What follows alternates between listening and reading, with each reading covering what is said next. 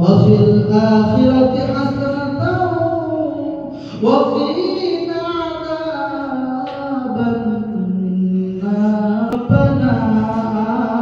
آمنا فاغفر لنا ذنوبنا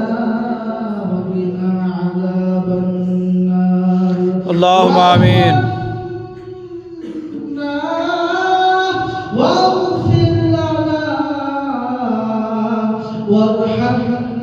وارحمنا أنت مولانا إنك أنت التواب الرحيم اللهم آمين তোমার শাহী দরবারে দুই হাতটাকে উত্তোলন করে দিয়েছি মাওলা মেহেরবানি করে আমাদের জিন্দেগীর সমস্ত গুনাহ খাতাগুলো মাফ করে দাও আল্লাহুম্মা আমিন বাবা আদম থেকে নিয়ে যত মুমিন মুমিনাত মুসলিম মুসলিমাত অন্ধকার কবরে চলে গেছেন তাদের কবরখানাকে মাফ করে দিয়ে তাদের কবরখানাকে জান্নাতের বাগান বানিয়ে দিই আল্লাহুম্মা আমিন